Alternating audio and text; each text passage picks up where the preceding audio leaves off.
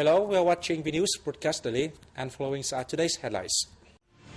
Vietnam and Canada celebrate 40 years of diplomatic ties. International Symposium on Superfruits takes place in Ho Chi Minh City. Vietnam joins international efforts against human trafficking.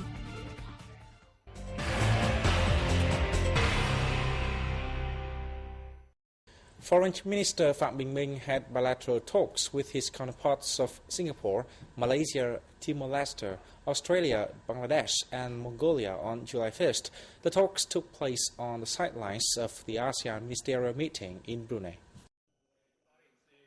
In his meeting with Singaporean Foreign Minister Shanmugam, Minh congratulated Singapore on the success of the recent Shangri-La dialogue. The two ministers said Vietnam and Singapore should continue maintaining the fine economic, trade and investment cooperation. Meeting with Malaysian Foreign Minister Anifah Aman, Minh said Vietnam hopes to improve the friendship and multifaceted cooperation with Malaysia. He said he hopes the Malaysian government will continue creating favorable conditions for Vietnamese laborers. At a meeting with Timor-Leste's Foreign Minister José Luis Guterres, the two sides said they hope to increase ties, especially in oil and gas, agriculture, tourism, information technology, and telecommunications. The Vietnamese Foreign Minister and his Australian counterpart, Bob Carr, said the two sides need to step up cooperation in education, science, and technology. Receiving Bangladesh's Foreign Minister Dipu Moni, Minister Minh wished Bangladesh to become ASEAN's full dialogue partner. At a meeting with Mongolian Foreign Minister Lusan Vandanborn, the two sides agreed to implement practical measures to mark the 60th anniversary of Vietnam-Mongolia diplomatic ties. The Ho Chi Minh City People's Committee hosted a meeting on July 2nd to mark the anniversary of Vietnam-Canada diplomatic ties and Canada Day. Over the past 40 years, the long-lasting, stable and comprehensive partnership between Vietnam and Canada has been consolidated and developed. The two sides have maintained all-level delegation exchanges. Last year, bilateral trade surpassed $1.6 billion, 9 times higher than the previous year. Early this year, they agreed to boost overall cooperation, particularly in trade, investment, science technology, education and training, and agreed to collaborate at multilateral forums. There are now more than 3,000 Vietnamese students in Canada. Trade between Ho Chi Minh City and Canada reached more than $265 million last year. Canada has 50 projects worth $91.5 million in the city. Ho Chi Minh City pledged to create favorable conditions for Canadian investors to invest and do business in the city.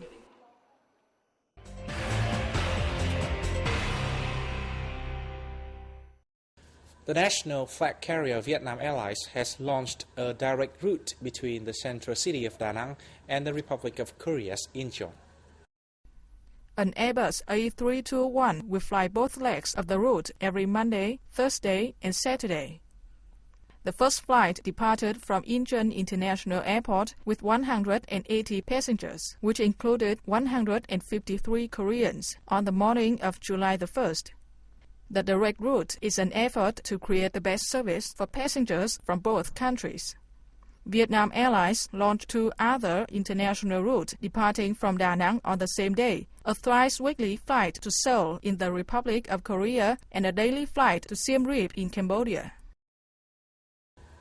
An international symposium was held in Ho Chi Minh City on July 1st to adopt a final definition for superfruits in the world, especially those from tropical regions. A European definition states that superfruits are those which has a high nutritional value, such as apples, grapes, and cherries. Experts from the Food and Agriculture Organization, the International Tropical Fruit Network, and the Ministry of Agriculture and Rural Development said demand for the fruit is growing across the world. They said tropical fruits, especially mango, grapefruit, papaya, and guk fruit in Asia, are not popular, although they have a high nutritional value and are even able to cure diseases. There has not yet been any scientific research proving their nutritional value. The gathering is also a chance for Vietnam to popularize its special fruits, as well as expand markets for fruit exporters.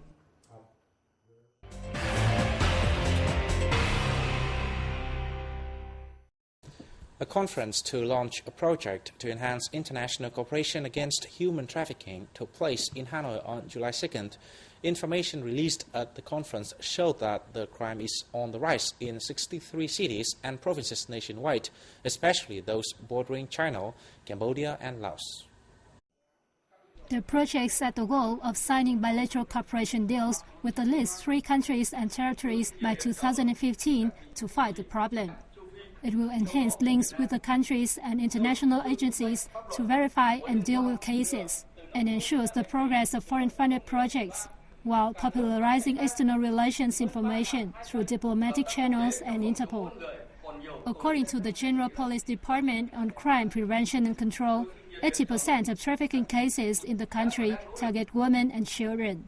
Men, newborns and human organs are now eyed by traffickers. Statistics show that since 2005, Vietnam has recorded over 3,200 cases of human trafficking, with over 7,000 victims. During 2012 and the first 6 months of this year, 700 cases involving over 1,300 victims were recorded, mostly people living in difficulties. More than 80% of them were taken out of the country. Gangs, both at homes and abroad, often lure victims with promises of high wages or taking advantage of legal loopholes in marriage, child adoption, labor exports or traveling to deceive vulnerable people. Nearly 200 kites with various shapes and colors from more than 20 countries have been showcased at an exhibition in northern province of Nam Định. Let's have a look. The Vietnam International Kite Exhibition aimed to create a playground for Vietnamese and international artisans to exchange and learn from each other. It contributed to highlighting the traditional cultural features of people in the Red River Delta and the unique characteristics of Hue kite art. These kites are mainly collected by Quan Hằng Cao, an international kite artisan. Cao is the first Vietnamese to make flute kites with images of folk paintings, made popular at International Kite Festival in France in 2004. It took me 2 years to create the image of Đám cưới chuột, Mice Wedding, a đồng hồ folk painting on Vietnam's flute kite. The combination makes Vietnamese kites special and distinguishes them from others in the world. Within the framework of the event, artisans also taught children how to make a kite. The event has made great contributions to preserving and developing a long-standing handicraft, as well as maintaining a beautiful cultural feature of the Vietnamese. A book tracking the costumes worn by Vietnamese people from all levels of society throughout the last 1,000 years has been released to critical fanfare. Many experts have been quick to describe the book as the most comprehensive research ever undertaken on the subject. Through text and images, the book titled Ngàn năm áo mũ, or A Study of Customs in 1,000 Years, provides a very detailed description of how Vietnamese people from the Lý Dynasty, Nguyễn Dynasty and beyond dressed. Its author, Trần Quang Đức, a 28-year-old researcher from the Vietnam Institute of Literature, has spent many years researching the country and abroad for historical evidence of the customs, which have been worn by people from different regions, social backgrounds, and historical periods. Over the past, experts have criticized Vietnamese historical films for featuring unconscious customs, either from a different time period or overly influenced by the costume designs of Chinese films. It was this contention that made them realize the lack of knowledge about Vietnamese dress and fashion styles of the ancestors. I really felt that there was a place for some particular research for the subject.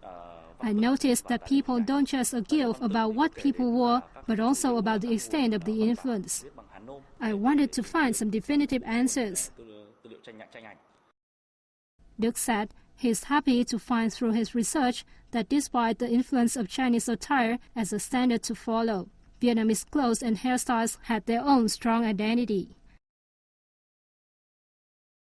And that is the end of our news today. Thanks for watching and goodbye for now.